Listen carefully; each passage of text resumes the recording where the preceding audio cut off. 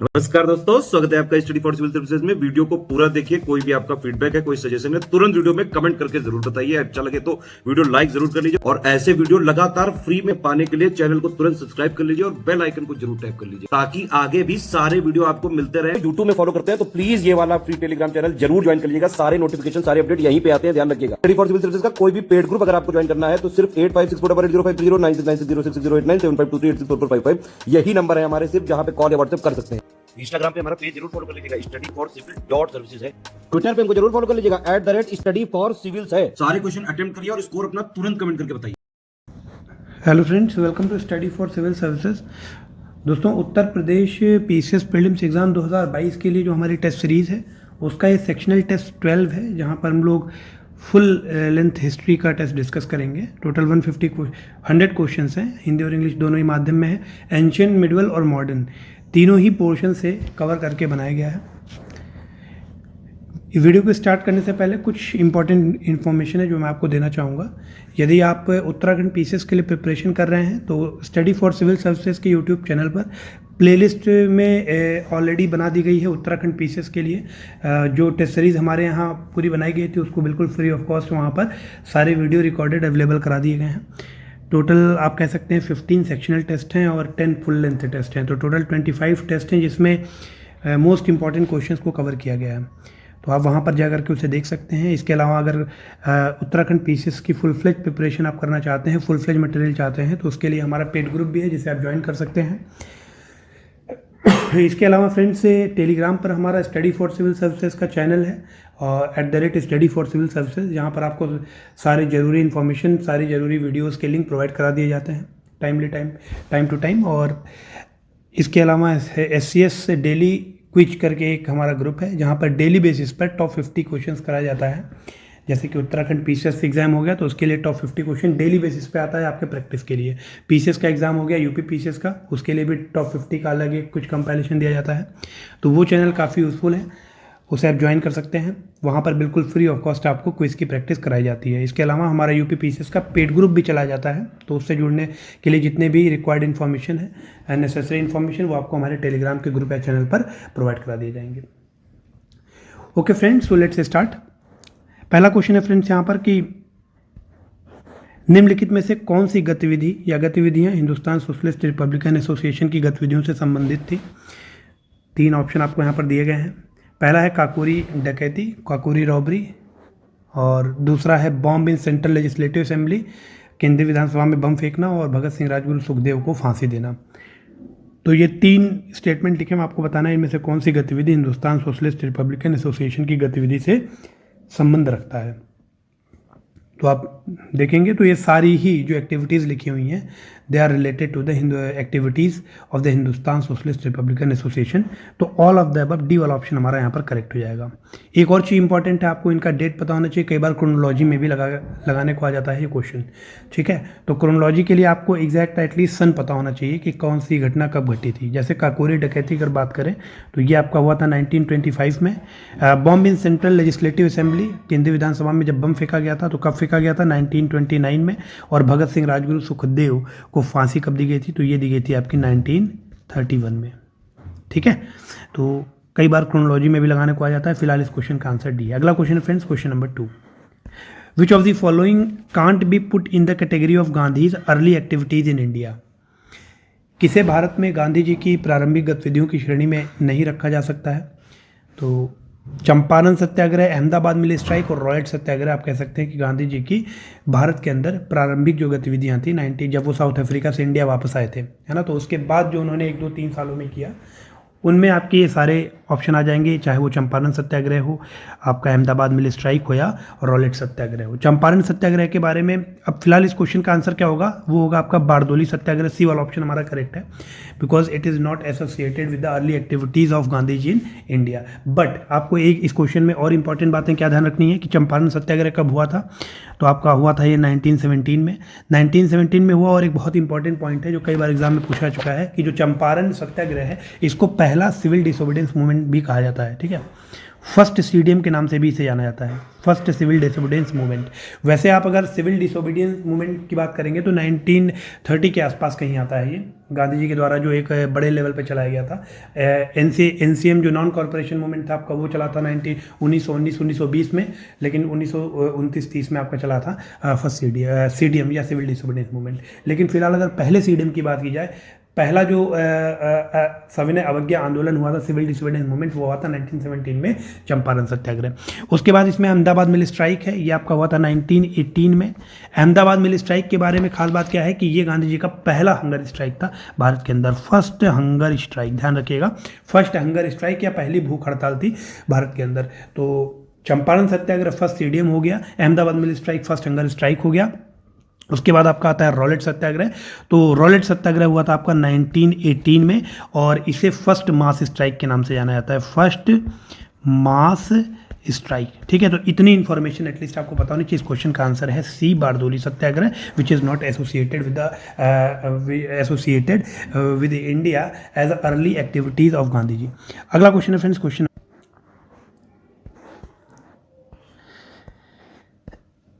किसने Indian opinion समाचार पत्र का संपादन किया था? तो इंडियन ओपिनियन समाचार पत्र का संपादन महात्मा गांधी जी ने किया था साउथ अफ्रीका में, ध्यान रखिएगा। साउथ अफ्रीका से ये न्यूज़पेपर पब्लिश होना शुरू हुआ था, इंडियन ओपिनियन न्यूज़पेपर। तो डी ऑप्शन यहाँ पर हमारा करेक्ट हो जाएगा, ठीक है। अगला क्वेश्चन है क्वेश्चन नंबर 4। नीचे दिए गए वाक्य से संबंधित सही विकल्प का आपको चयन करना है। भारत सरकार अधिनियम 1919 के द्वारा लोगों के लिए नई बेड़ियां बना दी गई। अच्छा, भारत सरकार अधिनियम 1919 जो था वो लोगों के लिए एक नई बेड़ियों की तरह काम कर रहा था, ये वाक्य किसने बोला था? तो ये वाक्य था, ध्यान रखिएगा, सुभाष चंद्र बोस का। बी वाला ऑप्शन हमारा बिल्कुल करेक्ट हो जाएगा, ठीक है। कि जो गवर्नमेंट ऑफ इंडिया एक्ट 1919 है, जिसको हम लोग मॉन्टफोर्ड रिफॉर्म के नाम से भी जानते हैं, ये लोगों के लिए एक फ्रेश फिटर्स है, एक नई बेड़ियां हैं और कुछ नहीं है, ये बात बोला था सुभाष चंद्र बोस जी ने। अगला क्वेश्चन है फ्रेंड्स, क्वेश्चन नंबर 5। नीचे दिए गए वाक्य से संबंधित सही विकल्प का आपको चयन करना है। मुस्लिम लीग के अलग प्रतिनिधित्व की मांग को कांग्रेस ने स्वीकार कर लिया था। तो ये काम हुआ था लखनऊ पैक्ट में, इसी के आधार पर पैक्ट ही हुआ था।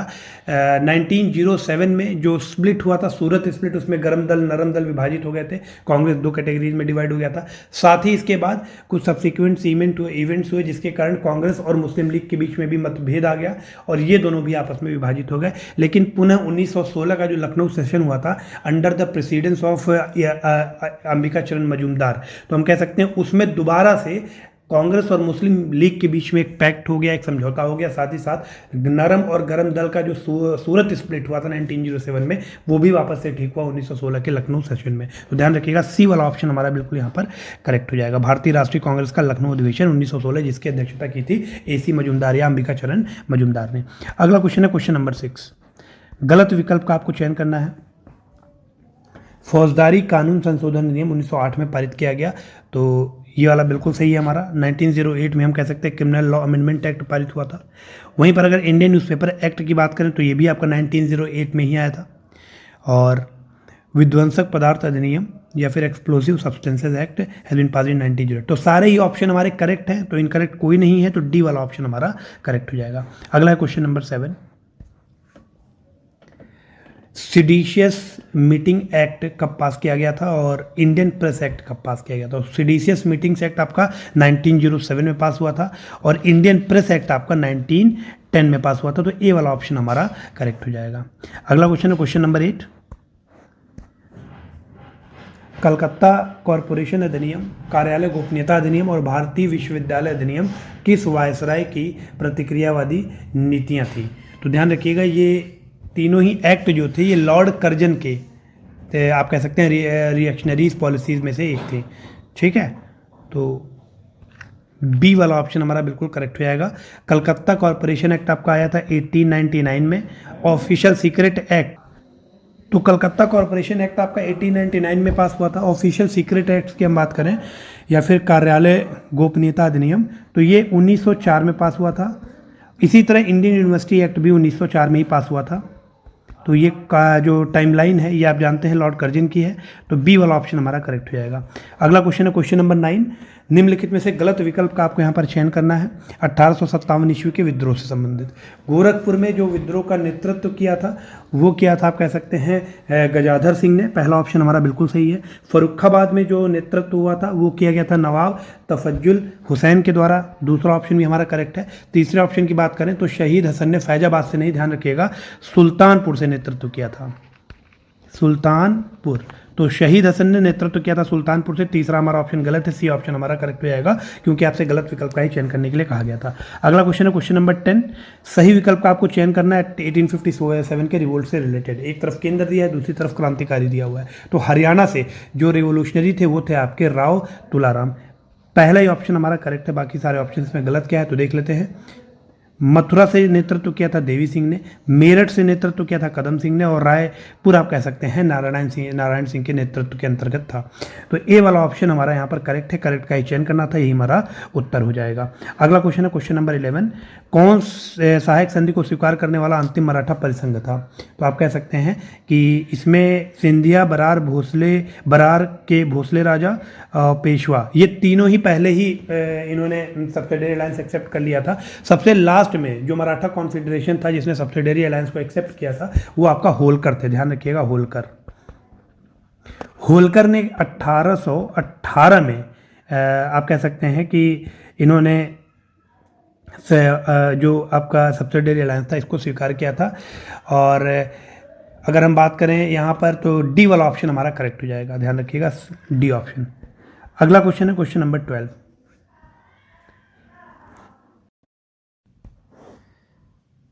निम्नलिखित में से किन राज्यों ने 1818 में लॉर्ड वेलेस्ली की सहायक संधि को स्वीकार किया था? तो सब्सिडरी अलायंस की बात हो रही है। 1818 में इनमें से किस प्रोविंस ने सब्सिडरी अलायंस या सहायक संधि को स्वीकार किया था? ये क्वेश्चन है आपका। जोधपुर, जयपुर, माचेरी, बूंदी और भरतपुर। ध्यान रखिएगा, इन सभी ने 1818 में ही लॉर्ड वेलेस्ली के सब्सिडरी अलायंस पर हस्ताक्षर किए थे। ठीक है, तो उपरोक्त सभी डी वाला ऑप्शन हमारा करेक्ट हो जाएगा। अगला क्वेश्चन है क्वेश्चन नंबर 13।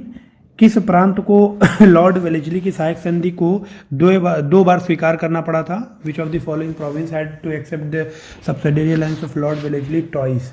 तो ध्यान रखिएगा, मैसूर, हैदराबाद, तंजौर, पेशवा में हैदराबाद को एक बार से एक्सेप्ट करना पड़ा था 1798 में, और एक बार एक्सेप्ट करना पड़ा था 1800 में। तो बी वाला ऑप्शन हमारा करेक्ट हो जाएगा, Hyderabad.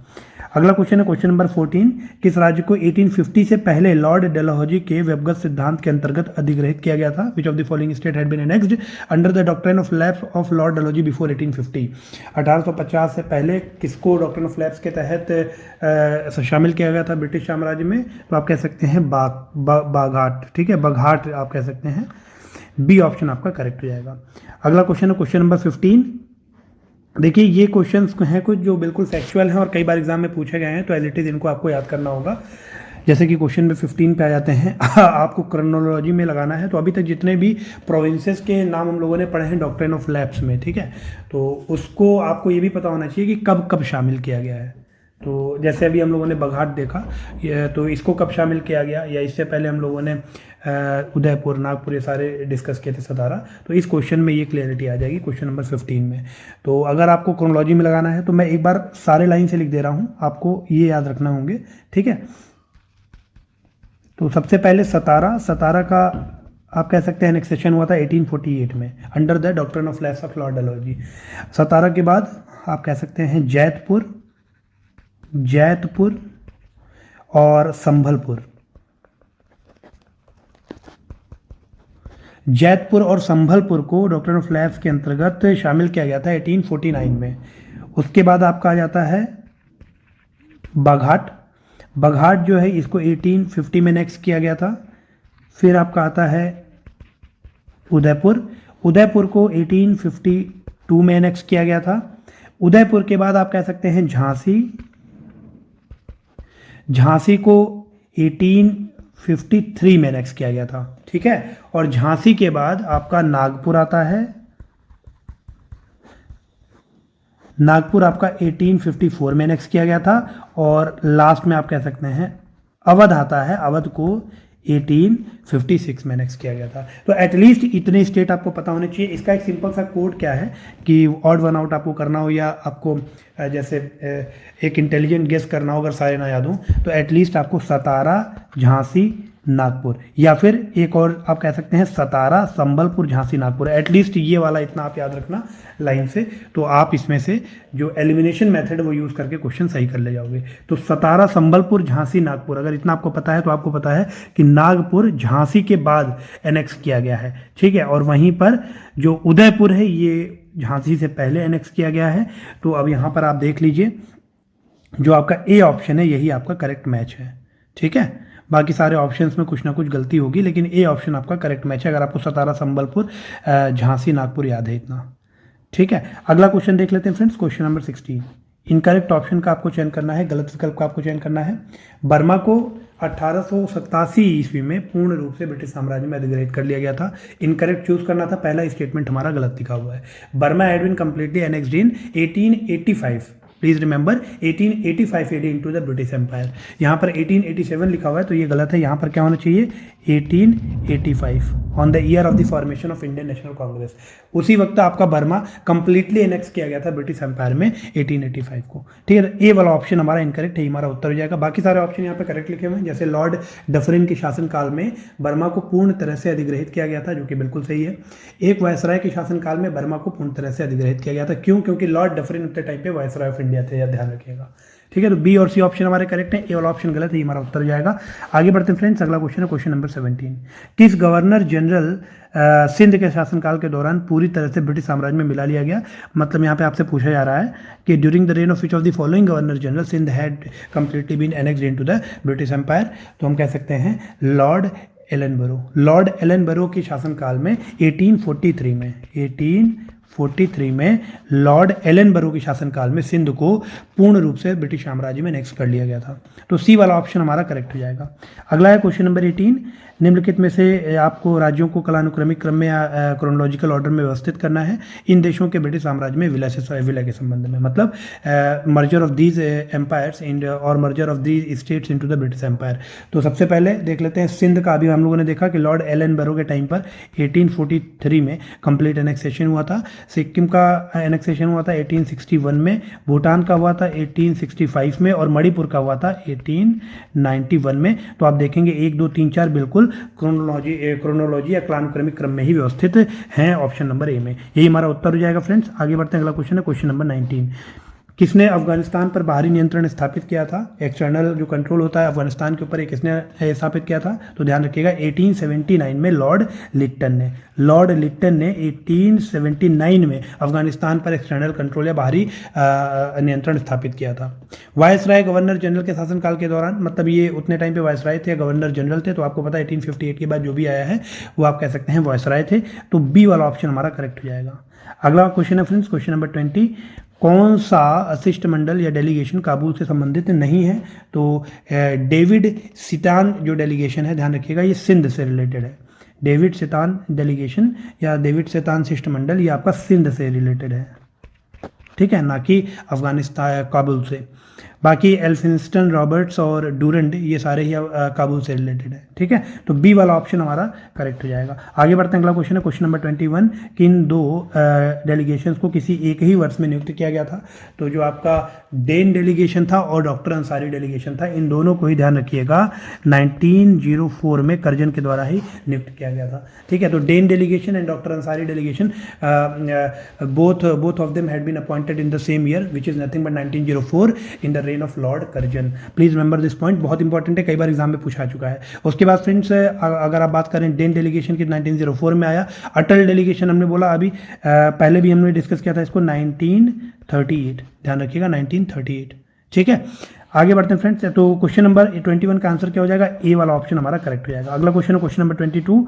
Governor general Lord Cornwallis के शासनकाल के दौरान किस डेलीगेशन का गठन किया गया था? तो लॉर्ड कॉर्नवालिस के दौरान क्रिक पैट्रिक डेलीगेशन का गठन हुआ था, ध्यान रखिएगा। क्रिक पैट्रिक डेलीगेशन का गठन कब हुआ था? लॉर्ड कॉर्नवालिस के शासन के दौरान, ठीक है। बाकी अगर रॉबर्ट्स डेलीगेशन की हम बात करेंगे तो ये आपका लैंस डाउन के टाइम पर बनाया गया था, अपॉइंट किया गया था। और डेन डेलीगेशन जो था आपका, ये कर्जन के टाइम पर अभी हम लोगों ने डिस्कस किया है, 1904 में बनाया गया था। और डॉक्टर अटल शिष्टमंडल जो है ये आपका लॉर्ड लिनलिथ गो के शासनकाल के दौरान बनाया गया था। ठीक है, तो क्वेश्चन नंबर 22 का आंसर हो जाएगा सी वाला, क्रिक पैट्रिक डेलीगेशन। अगला question friends, question number 23, incorrect option का या गलत विकल्प का आपको यहाँ पर चयन करना है। The Indian women's association had been set up in Madras.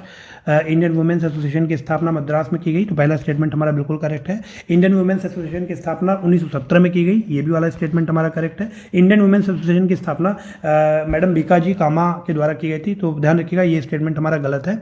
क्यों? क्योंकि इंडियन एसोसिएशन की स्थापना मद्रास में 1917 में एनी बेसेंट के द्वारा की गई थी, एनी बेसेंट के द्वारा, ना कि बीकाजी कामा के द्वारा। तो तीसरा स्टेटमेंट हमारा गलत है, गलत स्टेटमेंट का चयन करना था, तो आप देखिए यहाँ पर डी वाला ऑप्शन हमारा बिल्कुल करेक्ट हो जाएगा। अगला क्वेश्चन है फ्रेंड्स, क्वेश्चन नंबर 24, इनकरेक्ट या गलत विकल्प का आपको यहाँ पर चयन करना है।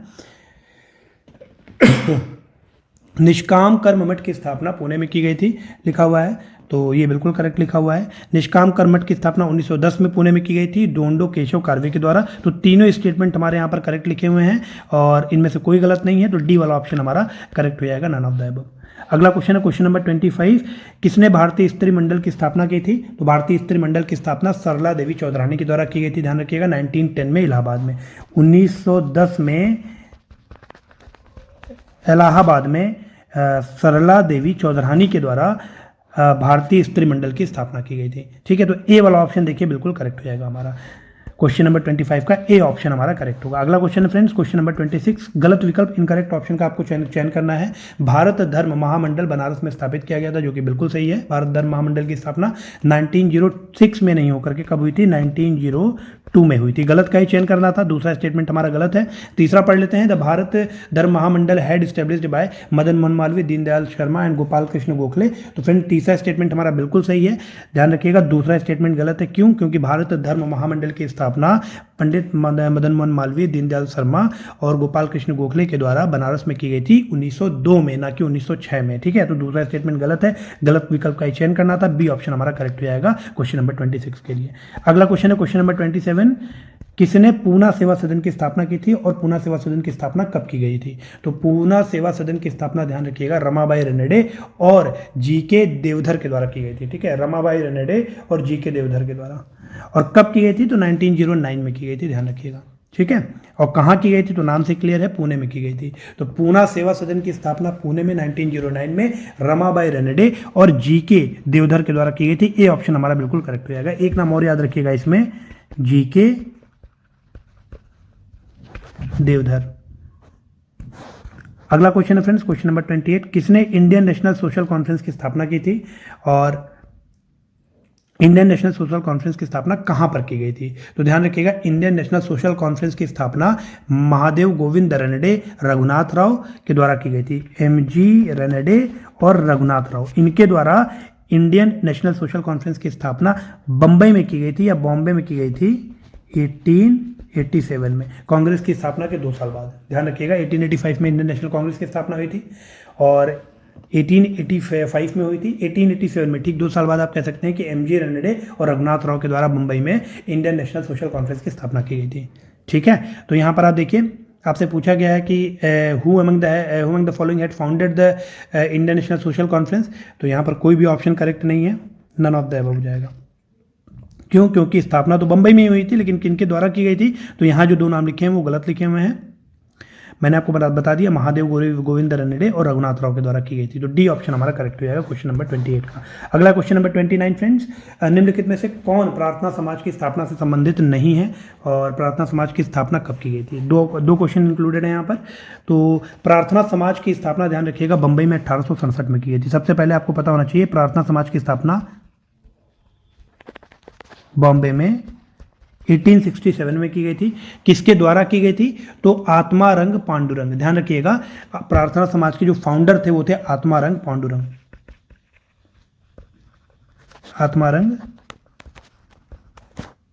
आत्माराम पांडुरंग। ठीक है, आत्मारंग पांडुरंग इसके संस्थापक थे। अगर पूछा जाए प्रार्थना समाज के चीफ मेंटर कौन थे, तो चीफ मेंटर का नाम ध्यान रखिएगा महादेव गोविंद रनडे। प्रार्थना समाज के चीफ मेंटर थे महात्मा एमजी रनडे।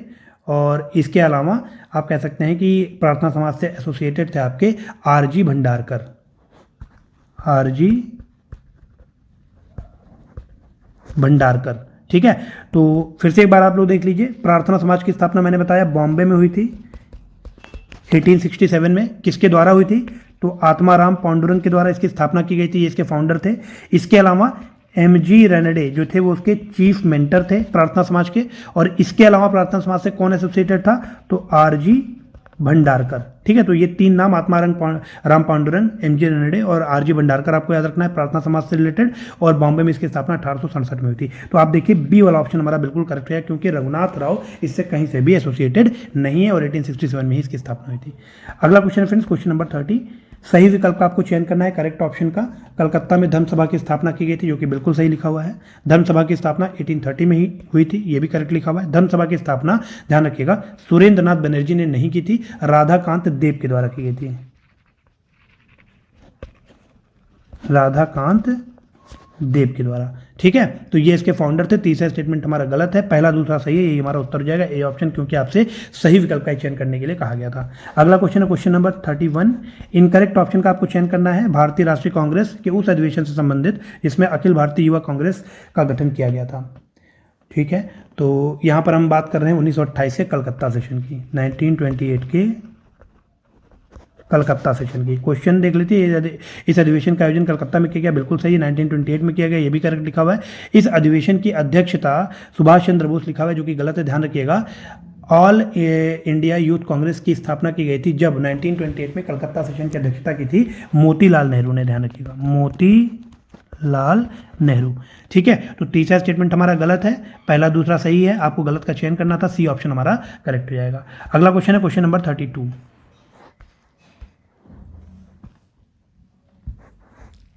गलत विकल्प का ही आपको चयन करना है उस अधिवेशन से संबंधित जिसमें गांधी जी को द्वितीय गोलमेज सम्मेलन में भारतीय राष्ट्रीय कांग्रेस का प्रतिनिधि करने के लिए नामित किया गया था। तो सेशन की हम बात कर रहे हैं 1931 के कराची सेशन की, ध्यान रखिएगा।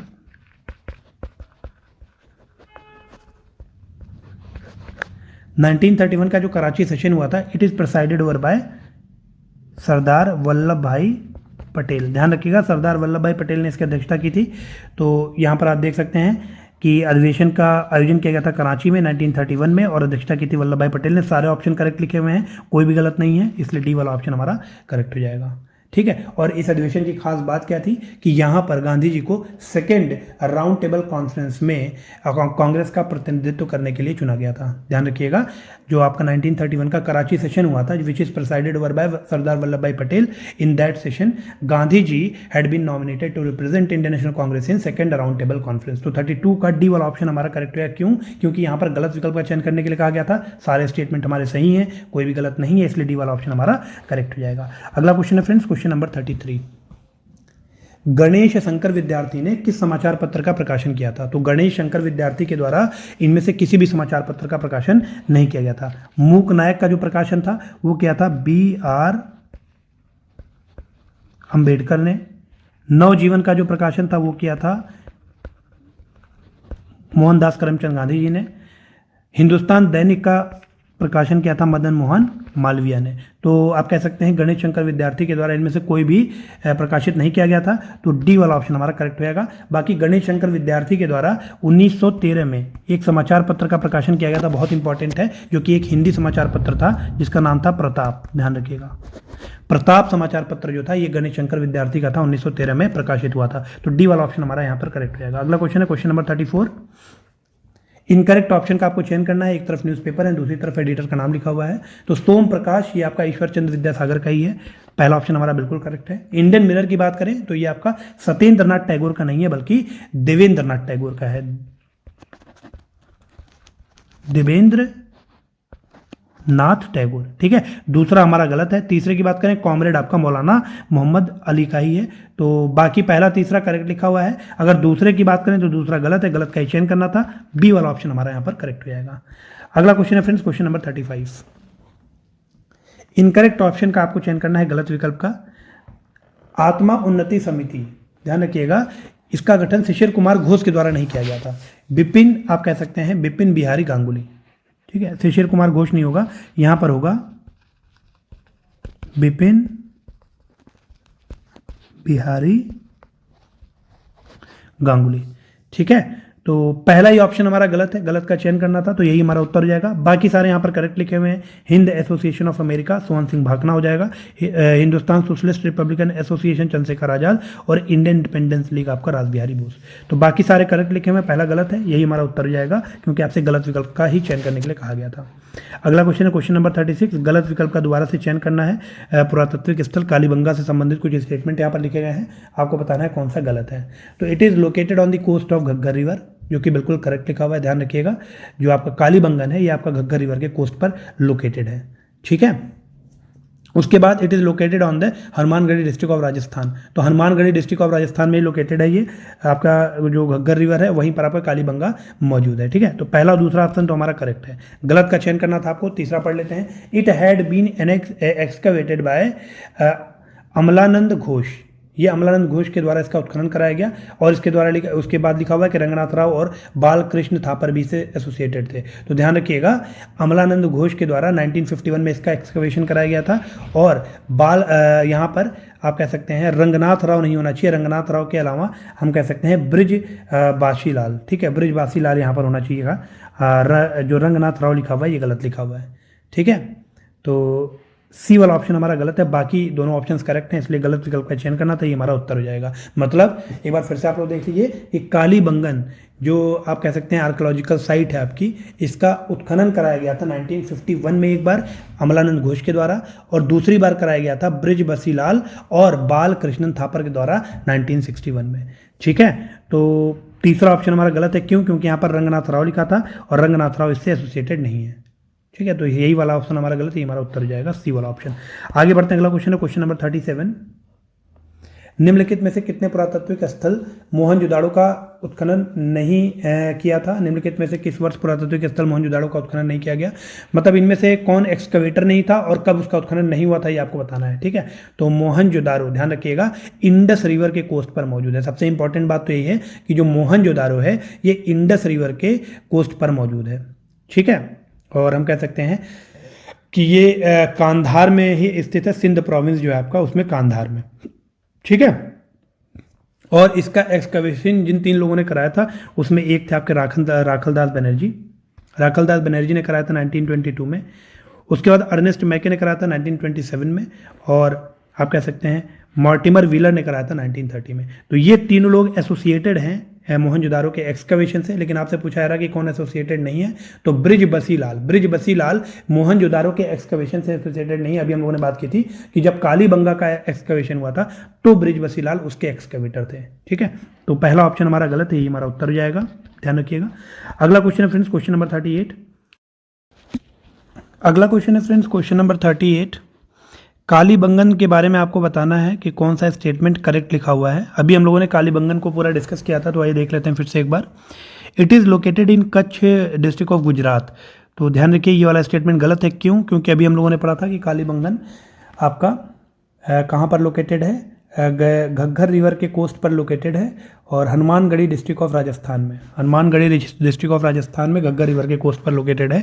तो यहाँ पर पहला स्टेटमेंट गलत हो जाएगा, दूसरा भी गलत हो जाएगा, क्योंकि लिखा हुआ है it is located on the coast of Indian river. आपको पता है घग्गर रिवर के कोस्ट पर लोकेटेड है, और इसका जो एक्सकवेशन है वो किसके द्वारा कराया गया है? तो इसका एक्सकवेशन कालीबंगन का अमलानंद घोष, ब्रिज बसीलाल और बालकृष्णन थापर के द्वारा, ठीक है। तो तीसरा स्टेटमेंट भी गलत है कि excavation done by Jagatpati Joshi और रविंद्र सिंह बिस्ट। तो आइए देख लेते हैं कि ये सारे स्टेटमेंट किस आर्कोलॉजिकल साइट से एसोसिएटेड हैं, ठीक है। तो हालांकि क्वेश्चन नंबर 38 का आंसर क्या हो जाएगा? D, none of the above, क्योंकि कोई भी स्टेटमेंट करेक्ट नहीं लिखा हुआ है। अब देख लेते हैं जो गलत स्टेटमेंट्स हैं वो किन साइट्स की बात कर रहे हैं। तो जो आपका एक्सकवेशन साइट है जो कि कच्छ डिस्ट्रिक्ट ऑफ गुजरात में लोकेटेड है वो आपका है ढोलावीरा, ध्यान रखिएगा ढोलावीरा, ठीक है। और किस नदी के किनारे अगर पूछा जाए स्थित है, किस नदी के बैंक पर, तो वो है आपकी लूनी रिवर, ठीक है। तो ढोलावीरा और लूनी रिवर के बैंक पर। तो पहला दूसरा स्टेटमेंट गलत हो गया क्वेश्चन नंबर 38 के लिए। आपको पता है कि अब ये स्टेटमेंट किसको सपोर्ट कर रहे हैं? कच्छ डिस्ट्रिक्ट गुजरात में आपका ढोलावीरा हो जाएगा। किस नदी के किनारे? तो लूनी रिवर के किनारे। दूसरा स्टेटमेंट लिखा है हिंडन रिवर के किनारे कौन सा आर्कियोलॉजिकल साइट है? तो आप कह सकते हैं आलमगीरपुर। आलमगीरपुर ये आपका हिंडन नदी के किनारे मौजूद है, इसके कोस्ट पर मौजूद है। और तीसरा स्टेटमेंट जो लिखा हुआ है कि जो जगतपति जोशी और रविंद्र सिंह बिस्ट हैं ये एसोसिएटेड हैं ढोलावीरा से। ठीक है, ढोलावीरा का एक्सकवेशन इन दोनों लोगों ने कराया था।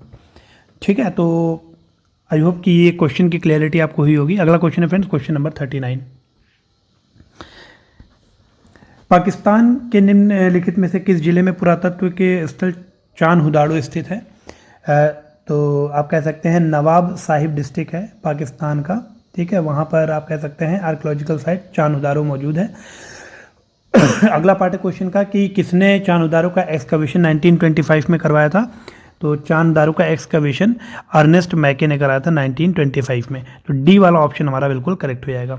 अगला क्वेश्चन नंबर 40, करेक्ट ऑप्शन का आपको चयन करना है। एक तरफ आपके डायनेस्टीज लिखी गई हैं राजवंश, और दूसरी तरफ कैपिटल या उनकी राजधानी लिखी हुई है। तो सोलंकी डायनेस्टी की जो कैपिटल थी वो थी अनहिलवाड़ा। ठीक है, अनहिलवाड़, तो सोलंकी डायनेस्टी का अनहिलवाड़ हो जाएगा। कलचुरी डायनेस्टी का जो कैपिटल था ध्यान रखिएगा वो त्रिपुरी ही था, तो दूसरा ऑप्शन हमारा बिल्कुल करेक्ट है। तीसरे की बात करें, परमार डायनेस्टी का जो कैपिटल था वो था आपका धारानगरी। ठीक है, तो परमार डायनेस्टी का धारानगरी, सोलंकी का अनहिलवाड़ और कलचुरी डायनेस्टी का था त्रिपुरी। तो केवल दूसरा स्टेटमेंट यहाँ पर करेक्ट लिखा हुआ है, यही हमारा उत्तर हो जाएगा, क्योंकि आपसे करेक्ट स्टेटमेंट का ही चयन करने के लिए कहा गया था। अगला क्वेश्चन है question number 41, Which of the following word was used for the assembly of the mercantile groups and merchants in the Chola administration?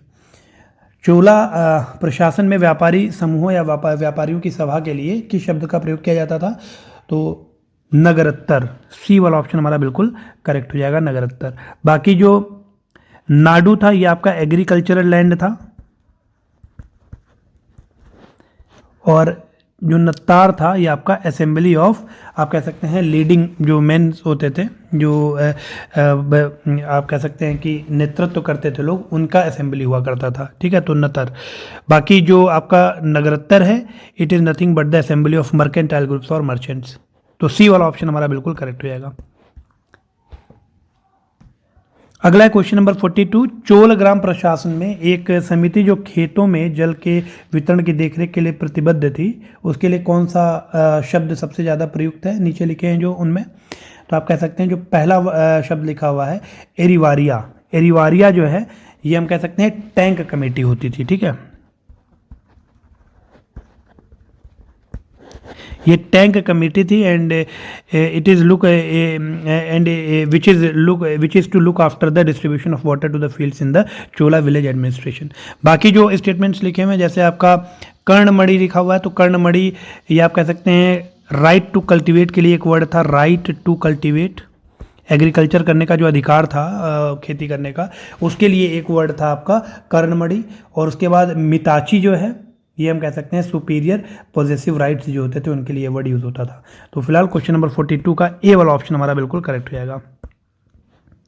अगला है क्वेश्चन नंबर 43, चोल ग्राम प्रशासन में लोग इरिगेशन या सिंचाई के लिए अग्रहत्ता का प्रयोग करते थे, और आप कह सकते हैं कि पहिए को आमतौर पर अग्रहत्ता, चोल प्रशासन में जो पर्शियन पहिए या फारसी पहिए थे उनको अग्रहत्ता कहा जाता था।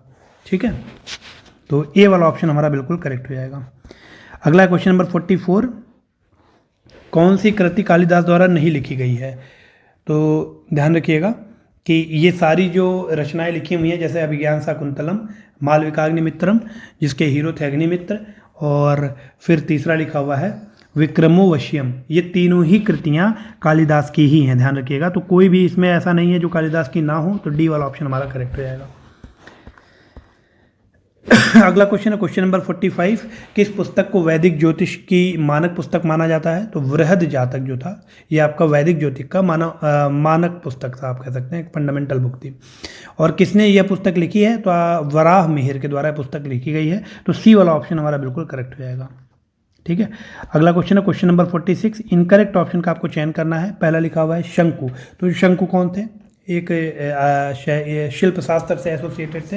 बाकी वरुरुचि जो थे ये आप कह सकते हैं मंत्र शास्त्र से रिलेटेड वर रुचि नहीं थे, ये आपके वेताल भट्ट थे। ठीक है, तो दूसरा ऑप्शन गलत है, मंत्र शास्त्र से एसोसिएटेड आपके वेताल भट्ट थे। ठीक है, ना कि वरु रुचि, तो दूसरा गलत है। तीसरा देख लेते हैं, मृच्छकटिकम, ये आप कह सकते हैं इससे एसोसिएटेड थे शूद्रक। तो पहला और तीसरा करेक्ट लिखा हुआ है, दूसरा स्टेटमेंट गलत है, ये हमारा उत्तर हो जाएगा, बी ऑप्शन इसका करेक्ट आंसर होगा। अगला क्वेश्चन नंबर 47, विशाख दत्त के द्वारा कौन सी रचना लिखी गई है? तो मुद्रा राक्षस बहुत फेमस है, विशाख दत्त की रचना है। देवी चंद्रगुप्तम भी ध्यान रखिएगा विशाख दत्त की ही रचना है। तो ये दोनों रचनाएं तो विशाख दत्त से एसोसिएटेड हैं, इन्होंने इनकी रचनाएं हैं। किरतार जुनियम जो था, ध्यान रखिएगा, ये आपका भैरवी के द्वारा लिखी गई है। ठीक है, तो सी वाला ऑप्शन हमारा गलत है, पहला दूसरा सही है, ए ऑप्शन हमारा करेक्ट हो जाएगा। अगला क्वेश्चन नंबर 48, कौन सी रचना भास द्वारा नहीं लिखी गई है? तो मध्यम व्यायोग और दूता घटोत्कच दूता वाक्य, ये तीनों ही भाष्य के द्वारा लिखी गई हैं, ध्यान रखिएगा। आपसे पूछा जा रहा था कौन सी नहीं लिखी गई है, तो इसमें से ऐसी कोई रचना नहीं है जो भाष्य के द्वारा ना लिखी गई हो, तो डी वाला ऑप्शन हमारा करेक्ट हो जाएगा, none of the above. And which of the following work has been written by Bhati, Bhati के द्वारा आप कह सकते हैं रावण वध लिखा गया है। ठीक है, तो डी वाला ऑप्शन हमारा करेक्ट हो जाएगा। अगला क्वेश्चन नंबर 49, गलत विकल्प का आपको चयन करना है, इनकरेक्ट ऑप्शन का। काव्य दर्शन की रचना दंडेन ने की थी, तो काव्य दर्शन हैड बीन ऑथर्ड बाय दंडेन लिखा हुआ है, जो कि बिल्कुल आप कह सकते हैं करेक्ट लिखा हुआ है। दूसरा लिखा हुआ है कि दशा कुमार चरित की रचना विष्णु शर्मन ने की थी, गलत है, दशा कुमार चरित की रचना भी दंडेन के द्वारा ही की गई थी, तो दूसरा स्टेटमेंट हमारा गलत है। तीसरा देख लेते हैं, हयाग्र व वधा की रचना मंथा ने की थी, जो कि बिल्कुल करेक्ट लिखा हुआ है। पहला तीसरा स्टेटमेंट करेक्ट है, दूसरे में गलत क्या है, दशा कुमार चरित की रचना भी दंडिन के द्वारा ही की गई थी। ठीक है, तो यहाँ पर केवल दूसरा स्टेटमेंट गलत है, ये हमारा उत्तर हो जाएगा, क्योंकि गलत स्टेटमेंट का ही चयन करने के लिए कहा गया था, तो बी वाला ऑप्शन क्वेश्चन नंबर 49 का करेक्ट हो जाएगा। अगला क्वेश्चन नंबर 50, गलत विकल्प या इनकरेक्ट ऑप्शन का आपको चयन करना है। कालिदास की रचना लिखी हुई है कुमार संभवम, जो कि बिल्कुल करेक्ट है। भैरवी के द्वारा अभी हम लोगों ने बात की है किरतार जुनियम लिखी गई है, ना कि रघुवंशम। ठीक है, तो भैरवी के द्वारा किरतार जुनियम लिखी गई है, किरतार जुनियम। ठीक है, तो बी वाला ऑप्शन इनकरेक्ट है, ये हमारा उत्तर हो जाएगा। बाकी माघ शिशुपाल वध और श्री हर्ष नैसाध्य चरितम, ठीक है, ये दोनों ऑप्शन करेक्ट है। अगला क्वेश्चन है क्वेश्चन नंबर 51, 9वीं शताब्दी का कर्नाटक का एक प्रसिद्ध गणितज्ञ जो राष्ट्रकूट राजा अमोघ वर्ष के दरबार में रहता था और जिसने गणित सार संग्रह लिखी थी। तो यहाँ बात की जा रही है महावीरा की, ध्यान रखिएगा ये सारे स्टेटमेंट महावीरा के लिए सही है, तो बी वाला ऑप्शन हमारा बिल्कुल करेक्ट हो जाएगा। अगला क्वेश्चन है क्वेश्चन नंबर 52, नीचे दिए गए वाक्य संबंधित सही विकल्प का आपको चयन करना है। तो इन्होंने चिकित्सा और शल्य चिकित्सा के माध्यम से हाथियों के प्रमुख रोगों के निदान और उपचारों संबंधित एक निबंध हस्तायुर्वेद लिखा था। तो हस्तायुर्वेद निबंध महर्षि पालकव्य के द्वारा लिखा गया था। ठीक है, महर्षि पालकप्या, ठीक है, तो इनके द्वारा हस्तायुर्वेद लिखा गया था। अभी तीनों ही ऑप्शन इनकरेक्ट हैं, तो इसलिए हमारा डी वाला ऑप्शन करेक्ट हो जाएगा, इनमें से कोई नहीं। अगला क्वेश्चन है क्वेश्चन नंबर 53, गलत विकल्प का आपको चयन करना है इनकरेक्ट ऑप्शन का। ब्रह्मा स्तूपा सिद्धांत पुस्तक वाघभट्ट के द्वारा लिखी गई है, तो ध्यान रखिएगा ब्रह्मा स्तूपा सिद्धांत पुस्तक भास्कर के ब्रह्मगुप्त के द्वारा लिखी गई है, ना कि वाघभट्ट। ठीक है, ब्रह्मगुप्त के द्वारा लिखी गई है ये पुस्तक। बाकी जो आपका लिखा हुआ है खंडा खादक पुस्तक भी आपके ब्रह्मगुप्त के द्वारा लिखी गई है, दूसरा स्टेटमेंट हमारा करेक्ट है। और तीसरा स्टेटमेंट लिखा हुआ है कि लीलावती पुस्तक भास्कर द्वारा लिखी गई है, तो तीसरा स्टेटमेंट भी सही है। इनकरेक्ट पूछा गया था, पहला ही केवल इनकरेक्ट है, तो यही हमारा उत्तर हो जाएगा, ए वाला ऑप्शन करेक्ट हो जाएगा। ठीक है, अगला क्वेश्चन है क्वेश्चन नंबर 54, किस राजवंश में पुरुष प्रायः ब्राह्मण धर्म का पालन करते थे और स्त्रियां प्रायः बौद्ध धर्म का पालन करती थी? तो बड़ा इंटरेस्टिंग क्वेश्चन है, पहले भी एग्जाम में पूछा चुका है। तो जो आपका इक्ष्वाकु डायनेस्टी थी, वहाँ पर आप कह सकते हैं कि जो पुरुष थे वो ब्राह्मणिज्म को फॉलो करते थे और जो वुमेन थी वो जनरली बुद्धिज्म को फॉलो करती थी। बाकी अगला पार्ट है क्वेश्चन का इसी में कि दिलवाड़ा के प्रसिद्ध जैन मंदिरों का निर्माण किस राजवंश के शासनकाल के दौरान किया गया था? तो जो सोलंकी राजवंश था, सोलंकी जो डायनेस्टी थी, उसके शासनकाल के दौरान दिलवाड़ा के प्रसिद्ध जैन टेम्पल्स का निर्माण किया गया था। ठीक है, तो आप यहाँ पर देख सकते हैं पहला ही ऑप्शन हमारा बिल्कुल करेक्ट लिखा हुआ है, ए ऑप्शन। अगला क्वेश्चन है क्वेश्चन नंबर 55, कनिष्क बौद्ध धर्म के किस संप्रदाय का अनुयायी था? तो जो कनिष्क थे वो बौद्ध धर्म के महायान जो संप्रदाय था, महायान जो सेक्ट था, उसके अनुयायी थे। ठीक है, तो यहाँ पर आप देखिए महायान लिखा हुआ है। और दूसरा पार्ट है क्वेश्चन का कि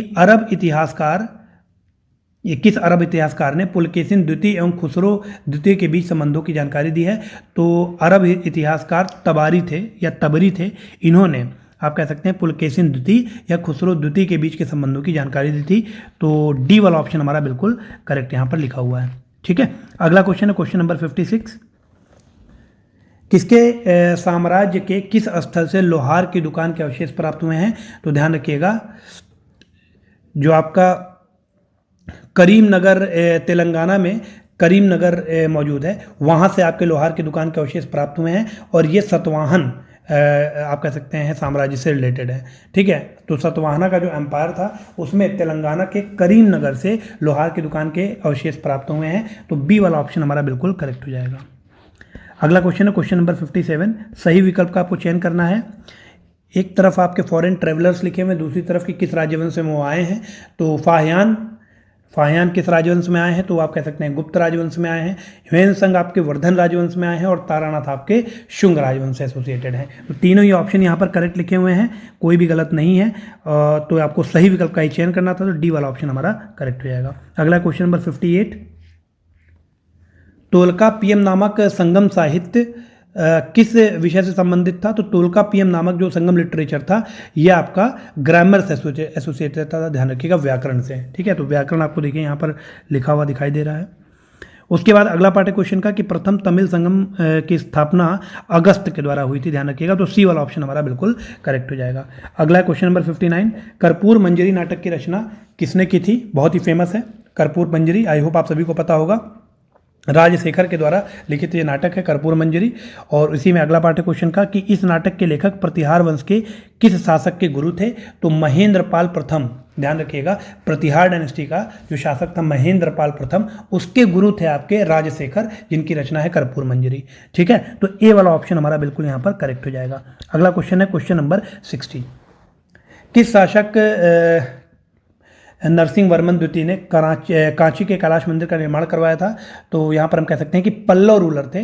ठीक है, पल्लव रूलर नरसिंह वर्मन द्वितीय, इन्होंने कांची के कैलाशनाथ टेम्पल का निर्माण कराया था। बाकी अगला पार्ट क्वेश्चन का कि खारवेल ने हाथी गुम्फा अभिलेख को किस भाषा में लिखवाया था? तो खारवेल के द्वारा जो हाथी गुम्फा अभिलेख लिखा गया था वो संस्कृत भाषा में लिखा गया था। तो आप देखिए डी वाला ऑप्शन हमारा बिल्कुल करेक्ट हो जाएगा। ठीक है, पल्लव डायनेस्टी के जो नरसिंह वर्मन द्वितीय थे उन्होंने कांची के कैलाशनाथ मंदिर का निर्माण कराया और खारवेल का जो हाथी गुम्फा अभिलेख था वो संस्कृत भाषा में लिखा गया था। डी वाला ऑप्शन हमारा बिल्कुल करेक्ट हो जाएगा। अगला है क्वेश्चन नंबर 61।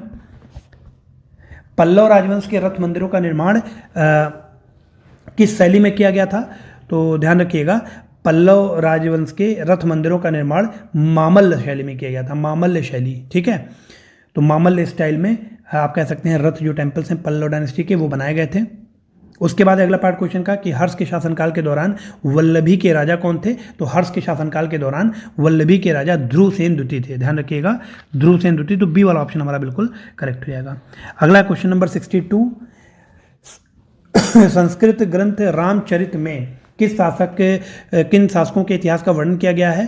तो हम कह सकते हैं कि जो संस्कृत ग्रंथ रामचरितम है उसमें पाला शासकों के इतिहास का वर्णन किया गया है। ठीक है, तो ए वाला ऑप्शन हमारे यहाँ पर करेक्ट हो जाएगा। इसी में अगला पार्ट है क्वेश्चन का कि किसने कभी भी संन्यास ग्रहण नहीं किया? तो वल्लभाचार्य ने कभी भी संन्यास ग्रहण नहीं किया था। वल्लभाचार्य हैड नेवर टेकन संन्यास। तो ए वाला ऑप्शन हमारा बिल्कुल यहाँ पर करेक्ट हो जाएगा क्वेश्चन नंबर 62 के लिए। अगला क्वेश्चन है क्वेश्चन नंबर 63। अगला क्वेश्चन है फ्रेंड्स क्वेश्चन नंबर 63। तो किस संत के किसकी आलोचना करने एवं वैदिक परंपरा का समर्थन करने के लिए कौन से संत विख्यात हैं? तो आपको ध्यान रखना होगा, संत कुमारिला भट्ट, यहाँ पर बात हो रही है संत कुमारिला भट्ट की। ये बौद्धिज्म की आलोचना करते थे और जो वैदिक ट्रेडिशन है आपका, वैदिक परंपरा है, उसका समर्थन करने के लिए विख्यात थे। ठीक है, तो सी वाला ऑप्शन आपका करेक्ट हो जाएगा यहाँ पर। अगला क्वेश्चन है क्वेश्चन नंबर 64।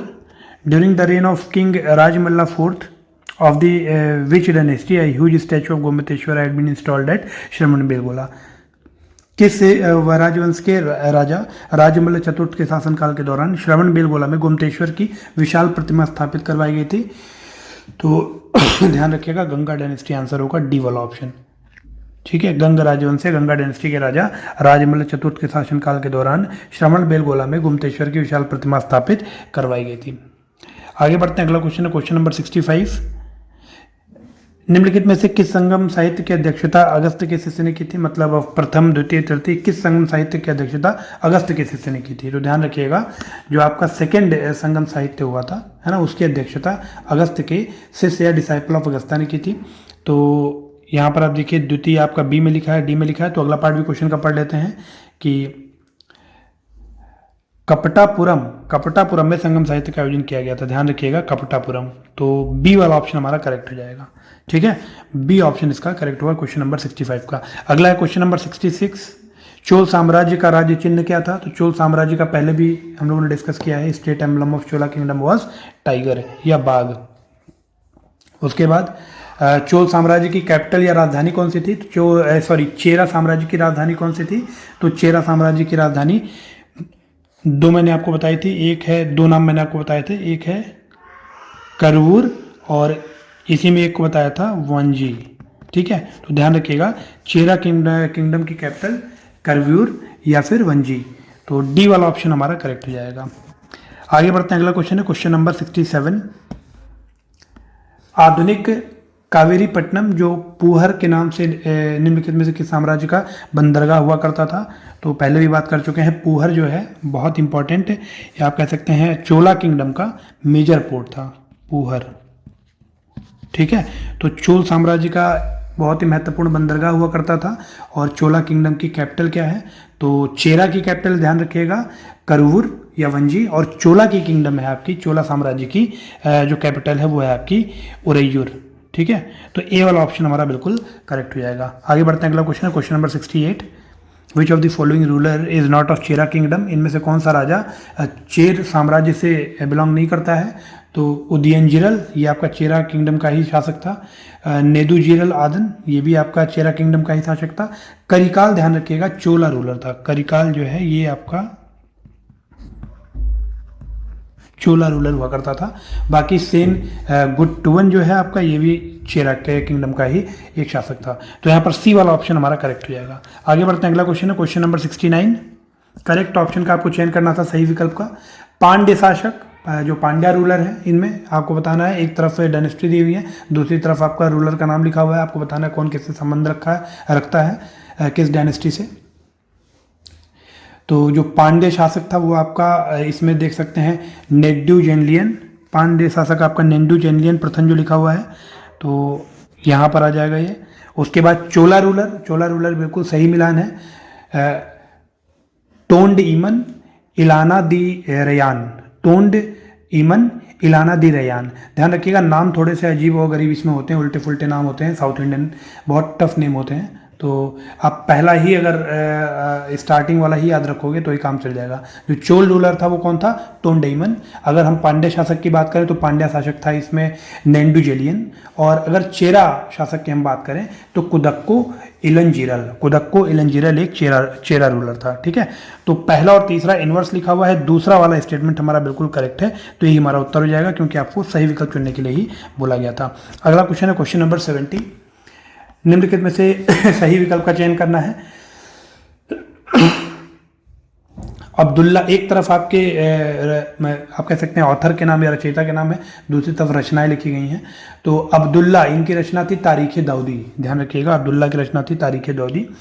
उसके बाद अगर इसमें हम लोग देखें अब्दुल मलिक इसामी, तो अब्दुल मलिक इसामी की रचना बिल्कुल करेक्ट लिखी हुई है, फुतुह उस सलातीन आपकी अब्दुल मलिक इसामी की ही रचना है। ध्यान रखिएगा, तो दूसरा ऑप्शन हमारा करेक्ट मैच है। बाकी अब्दुल्ला की रचना मैंने बताया तारीख दाऊदी, और अहमद यादगार की जो रचना है वो है तारीख सलातीन अफगाना, ये अहमद यादगार की एक रचना। ठीक है, तो किसमें केवल दूसरा ऑप्शन हमारा करेक्ट है, तो ये हमारा उत्तर हो जाएगा, बी ऑप्शन इसका बिल्कुल करेक्ट है। आगे बढ़ते हैं, अगला क्वेश्चन है क्वेश्चन नंबर 71। इनकरेक्ट ऑप्शन या गलत विकल्प का आपको यहाँ पर चयन करना है। तो वाई हिंद के द्वितीय युद्ध से संबंधित यहाँ पर कुछ स्टेटमेंट लिखे हुए हैं, second battle of Waihind, और आपको बताना है कौन सा इनकरेक्ट है, कौन सा गलत है। तो जो वाई हिंद का दूसरा बैटल था ये 1008 में लड़ा गया था। ध्यान रखिएगा, 1008 में लड़ा गया था पेशावर के निकट, और मोहम्मद गजनी और आप कह सकते हैं जयपाल के पुत्र के बीच में युद्ध हुआ था। तो मोहम्मद गजनी का युद्ध हुआ था आनंदपाल से। यहाँ पे लिखा हुआ है it is fought in between Mahmud Ghazni and Jayapala. Jayapala नहीं होना चाहिए, जयपाला सन ऑफ जयपाला होना चाहिए, जिसको आनंदपाल के नाम से हम जानते हैं, आनंदपाल। ठीक है, तो महमूद गजनी और आनंदपाल के बीच में युद्ध हुआ था, ना कि जयपाल। ठीक है, तो तीसरा स्टेटमेंट हमारा गलत है। बाकी 1008 में होता पेशावर के निकट, ए और बी हमारे सही हैं। तो आपको इनकरेक्ट स्टेटमेंट ही ढूंढना था, तो सी वाला ऑप्शन हमारा करेक्ट हो जाएगा। क्यों? क्योंकि युद्ध जयपाल के और महमूद गजनी के बीच में नहीं हुआ था, बल्कि जयपाल के पुत्र आनंदपाल और महमूद गजनी के बीच में हुआ था। ठीक है, आगे बढ़ते हैं। अगला क्वेश्चन है क्वेश्चन नंबर 72। करेक्ट ऑप्शन का आपको यहां पर चयन करना है। तो एक तरफ रचनाएं लिखी हुई हैं और एक तरफ रचनाकार के नाम लिखे हुए हैं। अल बरूनी की रचना इनमें कौन सी है? तो ध्यान रखिएगा, किताबुल हिंद अल बरूनी की रचना है, जो कि बिल्कुल करेक्ट है। फिरदौसी की रचना है शाहनामा, ये भी करेक्ट लिखा हुआ है। और जो उत्बी है, ये किताब उद यमनी, ध्यान रखिएगा, किताब उद यमनी जो है ये उत्बी की रचना है। ठीक है, तो ये तीनों ही करेक्ट हैं, तो आंसर हमारा हो जाएगा all of the above. Right, आगे बढ़ते हैं। अगला क्वेश्चन है question number 73। Battle of Chandawar कब हुआ था? पहला क्वेश्चन है और इसी में अगला पार्ट है कि बैटल ऑफ चंदावर किसके किसके बीच में हुआ था। तो ध्यान रखिएगा, बैटल ऑफ चंदावर आपका मोहम्मद गौरी और जयचंद के बीच में हुआ था। गहदवाल डायनेस्टी से बिलोंग करता था जयचंद, तो मोहम्मद गौरी और जयचंद के बीच में हुआ था बैटल ऑफ चंदावर। और कब हुआ था? तो 1194 में, 1194 में। ठीक है, तो 1194 जयचंद, बी वाला ऑप्शन हमारा बिल्कुल करेक्ट हो जाएगा। जयचंद जो है, ध्यान रखिएगा, कन्नौज का शासक था, गहदवाला डायनेस्टी से बिलोंग करता था। ठीक है, तो बी वाला ऑप्शन हमारा करेक्ट हो जाएगा। आगे बढ़ते हैं। अगला क्वेश्चन है क्वेश्चन नंबर 74। इनकरेक्ट ऑप्शन का आपको चयन करना है, गलत विकल्प का। और मोहम्मद गौरी के विजयी अभियानों से संबंधित यहाँ पर कुछ स्टेटमेंट लिखे हुए हैं। जैसे पेशावर की अगर विजय की बात की जाए तो वो आपका 1179 में हुआ था, कॉन्क्वेस्ट ऑफ सिंध हुआ था 1182 में, और conquest of Punjab and Lahore हुआ था 1186 में। तीनों स्टेटमेंट हमारे सही हैं, कोई भी गलत नहीं है, तो आंसर हो जाएगा D, none of the above. आगे बढ़ते हैं फ्रेंड्स। अगला क्वेश्चन है क्वेश्चन नंबर 75। ताजुल मासिर और तारीख मुबारक शाही जैसी पुस्तकों का संकलन गुलाम वंश के निम्नलिखित में से किस शासक के शासनकाल में किया गया था? तो ध्यान रखिएगा, जो ताजुल मासिर और तारीख मुबारक शाही है, इनमें से किसी के भी शासनकाल में इनकी रचनाएं नहीं की गई हैं। ध्यान रखिएगा, कुतुबुद्दीन ऐबक के शासनकाल में इन दोनों की रचना की गई है। ठीक है, जो आपका ताजुल मसीर है, तो कुछ एडिशनल इन्फॉर्मेशन भी आपको मैं दे रहा हूँ, क्योंकि एग्जाम में कई तरह से क्वेश्चन पूछा। अब जैसे आपसे यही पूछा सकता है कि ताजुल मशीर जो है ये किसके द्वारा रचित है? तो हसन निजामी। ध्यान रखिएगा, ताजुल जो मसीर है ये आपका हसन निजामी की रचना है। और दूसरा लिखा हुआ तारीख मुबारक शाही, है ना, तारीख मुबारक शाही फकुद्दीन का है। ध्यान रखिएगा, फकुद्दीन के द्वारा ये रचित है। ठीक है, तो और ये दोनों ही किसके शासनकाल में लिखी गई हैं रचनाएं? तो हम कह सकते हैं कुतुबुद्दीन ऐबक। ठीक है, तो फ्रेंड्स क्वेश्चन नंबर 75 का आंसर क्या हो जाएगा? आंसर हो जाएगा इसका D, none of the above. आगे बढ़ते हैं। अगला क्वेश्चन है क्वेश्चन नंबर 76।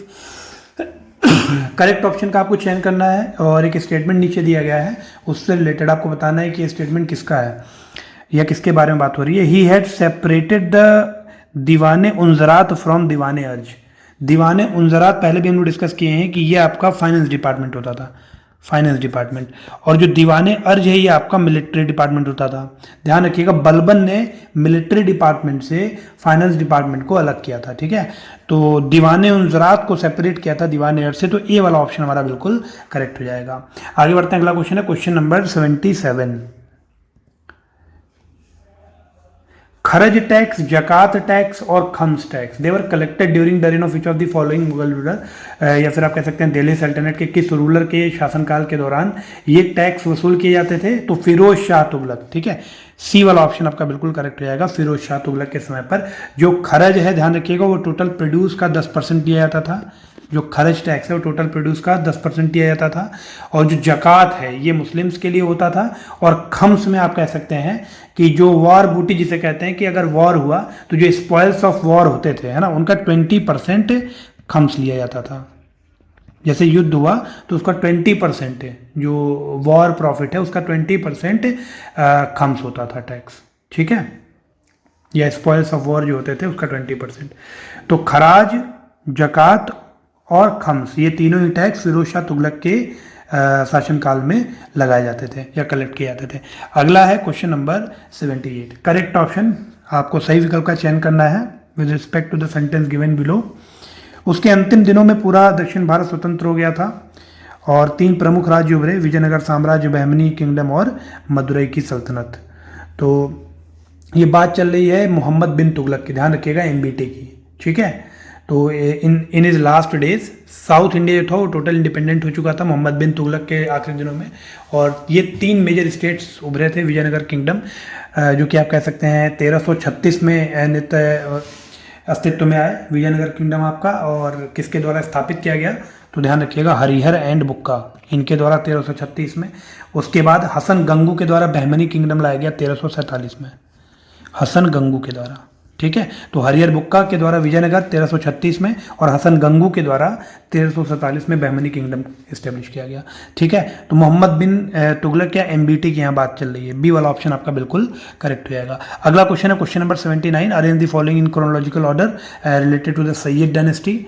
सैयद वंश से या सैयद राजवंश से संबंधित निम्नलिखित को कालानुक्रमिक क्रम में व्यवस्थित कीजिए।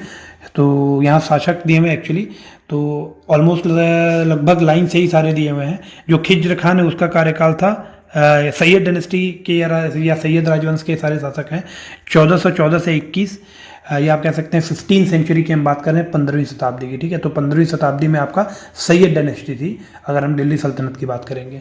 तो 1414 से 1421 तक आपका खिज्र खान रहा। खिज्र खान के बाद आपका जो शासक बना वो था 1421 से लेकर के 33 तक मुबारक शाह। मुबारक शाह के बाद मोहम्मद शाह बना 1434 से लेकर के 1443 तक, और मोहम्मद शाह के बाद अलाउद्दीन आलम शाह बना 1443 से लेकर के 1451 तक। तो आप देखिए लाइन से ही सब लगे हुए हैं, तो ए वाला ऑप्शन तो नहीं होगा, डी वाला ऑप्शन हमारा बिल्कुल करेक्ट हो जाएगा 1 2 3 4, ठीक है। आगे बढ़ते हैं, अगला क्वेश्चन है friends question number 80। Correct option का आपको चयन करना है। He had introduced a new measurement yardsticks the Gaze Sikandari and a system of auditing of accounts. इसने एक नया पैमाइश मापदंड गजे सिकंदरी और खातों की लेखा परीक्षा की एक प्रणाली शुरू की। तो बात चल रही है यहाँ पर सिकंदर लोदी की, ध्यान रखिएगा, बी वाला ऑप्शन हमारा बिल्कुल करेक्ट होगा। यहाँ पर गजे सिकंदरी को इसने इंट्रोड्यूस किया था, जो कि आप कह सकते हैं मापन का एक यंत्र था, पैमाइश मापदंड करने के लिए एक पैमाना था गजे सिकंदरी। तो बी ऑप्शन हमारा बिल्कुल करेक्ट हो जाएगा। आगे बढ़ते हैं, अगला क्वेश्चन है फ्रेंड्स क्वेश्चन नंबर 81। किस राजवंश के शासनकाल के दौरान दीवाने मुस्तक राज की शुरुआत की गई थी, और दीवाने मुस्तक राज का अर्थ क्या है? ध्यान रखिएगा, दीवाने मुस्तक राज का मतलब हो गया बकाया विभाग या डिपार्टमेंट्स ऑफ अरियर। अब देखिए बकाया विभाग तो 2 में लिखे हुए हैं। अब बात कर लेते हैं किस राजवंश के शासनकाल में दीवाने मुस्तक राज या डिपार्टमेंट ऑफ अरियर्स या बकाया विभाग की शुरुआत की गई। तो ध्यान रखिएगा इसकी शुरुआत की गई थी अलाउद्दीन खिलजी के द्वारा, अलाउद्दीन खिलजी के द्वारा। तो खिलजी राजवंश हो जाएगा, बी वाला ऑप्शन हमारा बिल्कुल करेक्ट हो जाएगा, ठीक है। क्वेश्चन नंबर 81 का बी वाला ऑप्शन हमारा बिल्कुल करेक्ट होगा। अगला question number 82। Among the following had introduce the department of दीवाने अमीर कोही एंड व्हाट डज दीवाने अमीर कोही मीन। तो दीवाने अमीर कोही का मतलब क्या है? ध्यान रखिएगा, जो कृषि विभाग था आपका डिपार्टमेंट ऑफ एग्रीकल्चर, उसे दीवाने कोही के नाम से जाना जाता था, जो आपका कृषि डिपार्टमेंट था, और इसके हेड को दीवाने अमीर कोही कहा जाता था। ध्यान रखिएगा, कृषि डिपार्टमेंट के हेड को। और ये जो दीवाने कोही या दीवाने अमीर कोही विभाग शुरू किया गया था, ये किया गया था MBT के द्वारा शुरू, मोहम्मद बिन तुगलक के द्वारा। तो आप देखिए डी वाला ऑप्शन आपका बिल्कुल करेक्ट हो जाएगा, ठीक है। डी वाला ऑप्शन आपका बिल्कुल करेक्ट है क्वेश्चन नंबर 82 के लिए। अगला क्वेश्चन है question number 83। Diwane Bandagan had been introduced during the reign of which of the following dynasty and what does the Diwane Bandagan mean. Diwane Bandagan जो था ये आपका स्लेव डिपार्टमेंट था, डिपार्टमेंट ऑफ स्लेव्स था, ठीक है, गुलाम विभाग जिसे आप हिंदी में कह सकते हैं। और इसकी शुरुआत की गई थी फिरोज शाह तुगलक के द्वारा, फिरोज शाह तुगलक के द्वारा। तो किस वंश का हो गया? तुगलक वंश का। और गुलाम विभाग, ए वाला ऑप्शन हमारा बिल्कुल करेक्ट हो जाएगा। दीवाने बंदगान का मतलब यह है डिपार्टमेंट ऑफ स्लेव या गुलाम विभाग, जिसकी शुरुआत की गई थी तुगलक डायनेस्टी के द्वारा। और अगर शासक का नाम पूछा जाए तो उसका नाम है फिरोज शाह तुगलक। अगला क्वेश्चन है friends question number 84। Correct option का आपको यहाँ पर चयन करना है, सही मिलान करना है आपको। ठीक है। तो दीवाने इश्तियाक नाम से ही क्लियर है, आपका पेंशन विभाग था, जो कि बिल्कुल करेक्ट है। दीवाने खैरात आपका दान विभाग था, दीवाने खैरात डिपार्टमेंट ऑफ चैरिटी। दीवाने इंशा, ध्यान रखिएगा, पत्राचार विभाग डिपार्टमेंट ऑफ करस्पॉन्डेंस को दीवाने इंशा कहा जाता था। और ये सारे ही ऑप्शन सही हैं, तो आपका डी वाला ऑप्शन करेक्ट रहेगा, ऑल ऑफ द एबव। आगे बढ़ते हैं, अगला क्वेश्चन है friends, question number 85। Incorrect option या गलत विकल्प का आपको यहाँ पर चयन करना है। पहला लिखा हुआ है दीवाने कज़ाए ममालिक। दीवाने कज़ाए ममालिक, ध्यान रखिएगा, डिपार्टमेंट ऑफ जस्टिस या न्याय विभाग को कहते थे, ठीक है। उसके बाद दीवाने अर्ज जो है, पहले भी अभी डिस्कस किया हम लोगों ने, बलबन वाला याद कीजिए कि बलबन ने दीवाने अर्ज से एक डिपार्टमेंट ऑफ जो फाइनेंस था उसको अलग कर दिया था। दीवाने अर्ज आपका मिलिट्री डिपार्टमेंट था, तो डिपार्टमेंट ऑफ मिलिट्री दूसरा वाला हमारा बिल्कुल करेक्ट लिखा हुआ है। लेकिन आपको इनकरेक्ट खोजना है, तो पहला तो इनकरेक्ट है, दीवाने कज़ाए ममालिक आपका दीवान डिपार्टमेंट ऑफ जस्टिस है, और दीवाने रिसालत जो है आपका डिपार्टमेंट ऑफ अपील था, ठीक है, या अपीलीय विभाग था। तो इस तरह देखिए, पहला और तीसरा हमारा इनवर्स लिखा हुआ है, गलत है, दूसरा एकदम करेक्ट लिखा हुआ है। इनकरेक्ट का आपको चयन करना है, तो 1 और 3 ओनली हो जाएगा, सी ऑप्शन आपका उत्तर हो जाएगा क्वेश्चन नंबर 85 के लिए। अगला क्वेश्चन है friends, question number 86। Which of the following departments had been introduced by the Firoz Shah Tughlaq? Firoz Shah Tughlaq के द्वारा इनमें से कौन से विभाग इंट्रोड्यूस किए गए? तो दीवाने बंदगान, दीवाने खैरात, दीवाने इश्तियाक, तीनों ही फिरोज शाह तुगलक के द्वारा ही इंट्रोड्यूस किए गए थे। तो हमारा डी ऑप्शन करेक्ट हो जाएगा, ऑल ऑफ द अबव, ठीक है। अगला क्वेश्चन है question number 87। Diwane Arz had been introduce during the reign of which of the following dynasty? तो दीवाने अर्ज, या फिर आप कह सकते हैं जो आपका मिलिट्री डिपार्टमेंट था, उसको किस डायनेस्टी के समय पे या रेन पे इंट्रोड्यूस किया गया था? तो ध्यान रखिएगा, गुलाम वंश या स्लेव डायनेस्टी के टाइम पर। और who among the following had introduce दीवाने अर्ज? किसने इंट्रोड्यूस किया था? तो बलबन के द्वारा। मैंने आपको पहले बताया था कि दीवाने अर्ज जो मिलिट्री डिपार्टमेंट था, है ना, इससे डिपार्टमेंट ऑफ फाइनेंस अलग कर दिया गया था। और जो डिपार्टमेंट है दीवाने अर्ज, ये बलबन ने काम किया था, तो गियासुद्दीन बलबन, नाम याद रखिएगा, गियासुद्दीन बलबन के द्वारा ये डिपार्टमेंट इंट्रोड्यूस किया गया था। तो हम कह सकते हैं ए वाला ऑप्शन हमारा बिल्कुल करेक्ट हो जाएगा। आगे बढ़ते हैं, अगला क्वेश्चन है क्वेश्चन नंबर 88। करेक्ट ऑप्शन या सही विकल्प का आपको यहाँ पर चयन करना है। As far as Mughal departments are concerned, तो दीवाने रसालत मुहतासिब, ये आप कह सकते हैं डिपार्टमेंट ऑफ फॉरेन अफेयर्स या फॉरेन अफेयर्स डिपार्टमेंट था।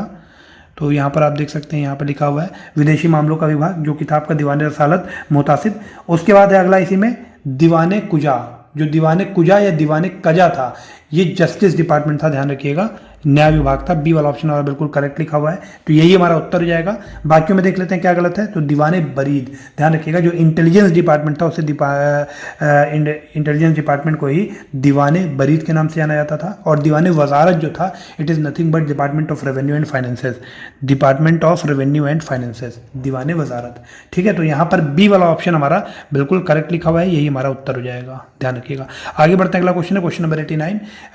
क्रोनोलॉजिकल ऑर्डर में आपको लगाना है, कालानुक्रमिक क्रम में। तो रजिया सुल्तान आपकी थी 1236 से लेकर के 1239 तक। बहराम शाह था आपका 1240 से लेकर के 1242 तक। अलाउद्दीन मसूद शाह, ध्यान रखिएगा, अलाउद्दीन मसूद शाह आपका था 42 से 46 तक। और नासिरुद्दीन महमूद था आपका 46 से 65 तक।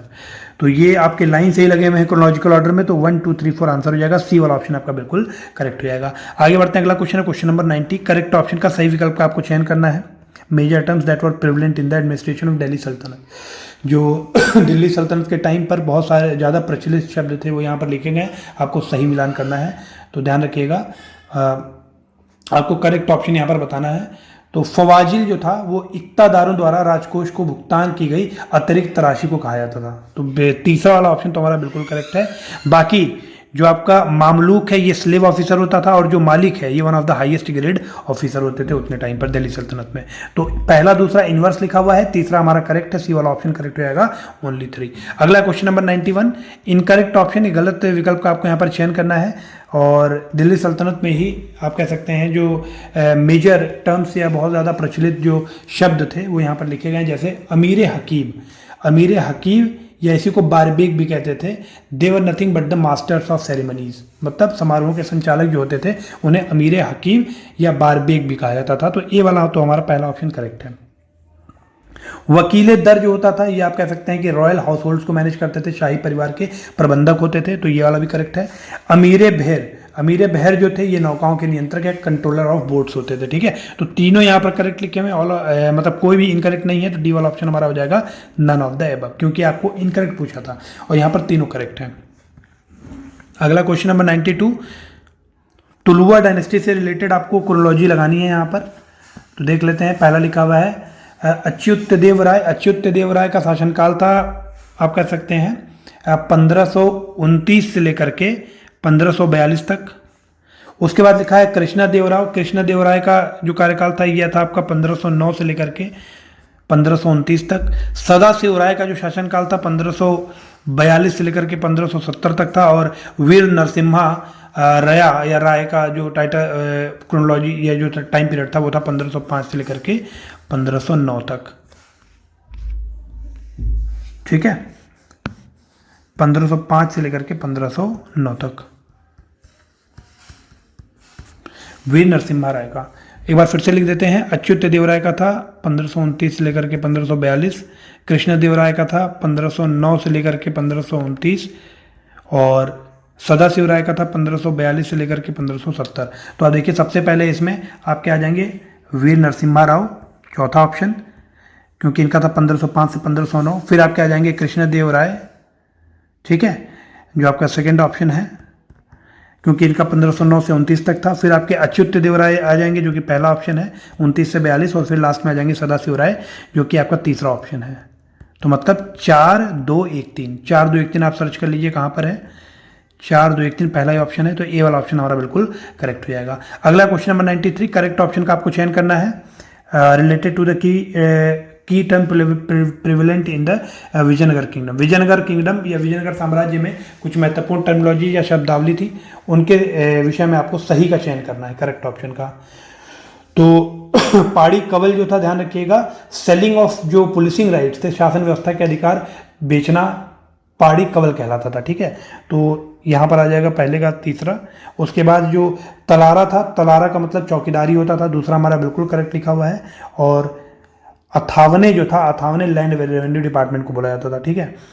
तो आप कह सकते हैं दूसरा वाला ऑप्शन हमारा करेक्ट है, यही हमारा उत्तर हो जाएगा बी ऑप्शन, ठीक है।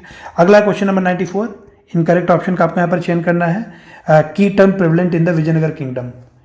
तो रायसानी जो है, रायसानी आप कह सकते हैं कि recorded oral order of king, मतलब राजा का दर्ज जो मौखिक आदेश था उसे रायसानी बोला जाता था। कार्निकम जो था, कार्निकम आप कह सकते हैं लेखपाल को कहा जाता है। तो पहला दूसरा ऑप्शन हमारा बिल्कुल करेक्ट है। तीसरा ऑप्शन जो लिखा हुआ है वो लिखा हुआ है कड़मल इराई वराई। कड़मल इराई वराई, ये ध्यान रखिएगा, ये एक टैक्स के टाइप थे, ना कि कल्टीवेशन के types. They are the types of taxes, ठीक है। तो या फिर आप कह सकते हैं they were the kinds of taxes. तो तीसरा वाला ऑप्शन हमारा करेक्ट है, क्योंकि ये हमारा गलत है, ये हमारा उत्तर हो जाएगा। आपसे इनकरेक्ट ऑप्शन का चयन करने के लिए बोला गया था। अगला क्वेश्चन है क्वेश्चन नंबर 95। क्रोनोलॉजिकल ऑर्डर में आपको अरेंज करना है बहमनी सल्तनत को, ठीक है। तो बहमनी सल्तनत आपका 1347 से 1527 तक चला था। 1347 से 1527 तक आपका बहमनी सल्तनत या बहमनी किंगडम चला, जिसमें आप कह सकते हैं अहमद शाह वाली। अहमद शाह वाली से पहले भी आप कह सकते हैं था ताजुद्दीन फिरोज शाही। ताजुद्दीन फिरोज शाही आपका 1397 से 1422 तक था। 1397 से 1422 तक ये था आपका ताजुद्दीन फिरोज शाह।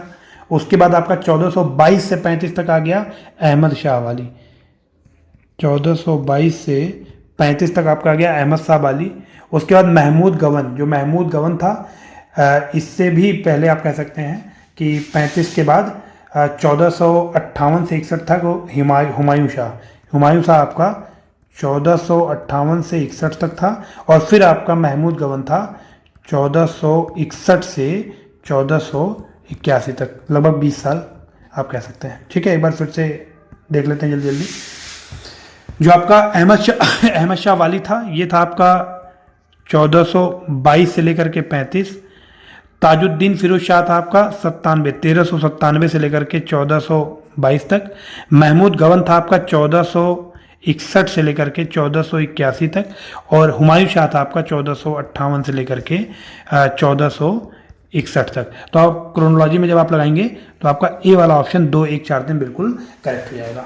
ठीक है, आगे बढ़ते हैं फ्रेंड्स। अगला क्वेश्चन है क्वेश्चन नंबर 96। करेक्ट ऑप्शन का सही विकल्प का आपको यहाँ पर चयन करना है। Among the following related to Bahmani administration, Bahmani साम्राज्य का आप कह सकते हैं जो प्रशासन था उससे रिलेटेड कुछ टर्मिनोलॉजीज लिखी हुई, आपको मिलान करना है, सही मिलान बताना है कौन सा है। तो तरफदार जो था देवर द हेड ऑफ प्रोविंसेस, प्रांत के जो प्रमुख थे उन्हें तरफदार कहा जाता है। डी ऑप्शन हमारा बिल्कुल करेक्ट है। गलत इनमें क्या है देख लेते हैं। वजीर कुल आप कह सकते हैं प्राइम मिनिस्टर को बुलाया जाता था, अमीर कुल आप कह सकते हैं फाइनेंस हेड को बुलाया जाता था, और वजीर अशरफ जो था they are foreign affairs and royal court, मतलब वजीर अशरफ जो था फॉरेन अफेयर्स या रॉयल कोर्ट के लिए वर्ड प्रयुक्त होता था। ठीक है, तो यहाँ पर डी वाला ऑप्शन सही मिलाना, ये हमारा उत्तर हो जाएगा। अगला question number 97। Which of the following ruler of Sharki dynasty had ruled for the shortest number of years. तो जो मुबारक शाह है, मुबारक शाह ने रूल किया था 1399 से लेकर के 1402 तक। महमूद शाह है आपका 1457 से लेकर के 1458 तक।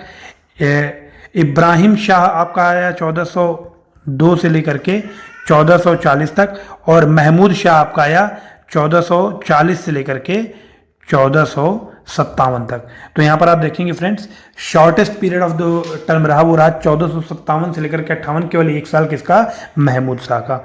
ठीक है, तो बी वाला ऑप्शन हमारा बिल्कुल करेक्ट हो जाएगा। अगला क्वेश्चन नंबर 98। क्रोनोलॉजिकल ऑर्डर में आपको इन्हें सजाना है रिलेटेड टू अकबर, अकबर से संबंधित। तो expedition against Bengal and Bihar, ये आपका अकबर ने किया था 1574 में। एक्सपीडिशन अगेंस्ट रणथंबोर, ये हुआ था 1569 में। एक्सपीडिशन अगेंस्ट मालवा हुआ था आपका 1561 में, और काबुल के अगेंस्ट एक्सपीडिशन हुआ था 1581 में। तो आप देखेंगे अगर क्रोनोलॉजी में इसको, तो यहाँ पर डी वाला ऑप्शन हमारा बिल्कुल करेक्ट है। ठीक है, अगला क्वेश्चन है क्वेश्चन नंबर 99, जो कि सेकंड लास्ट क्वेश्चन है। इनकरेक्ट ऑप्शन का आपको चयन करना है, गलत विकल्प का। दारा, तो यहाँ पर लिखा हुआ है मजमा उल बहरीन, तो बिल्कुल करेक्ट लिखा हुआ है। जो दारा है, दारा मजमा उल बहरीन नामक पुस्तक इन्होंने लिखी थी। ठीक है, तो ये इनकी पुस्तक हो गई जो कि बिल्कुल करेक्ट लिखा हुआ है। मिर्जा मोहम्मद कासिम के द्वारा आलमगीर नामा लिखी गई थी। ठीक है, आलमगीर नामा आपका मिर्जा मोहम्मद कासिम के द्वारा लिखी गई। तीसरा ऑप्शन लिखा है नीमत खान अली, नीमत खान अली के द्वारा लिखा हुआ है फतुहत ए आलमगीर। तो ध्यान रखिएगा, ये गलत लिखा हुआ है, फतुहत ए आलमगीर लिखा था आपका ईश्वर दास नागर ने। ठीक है, फतुहत ए आलमगीर नामक पुस्तक लिखी गई है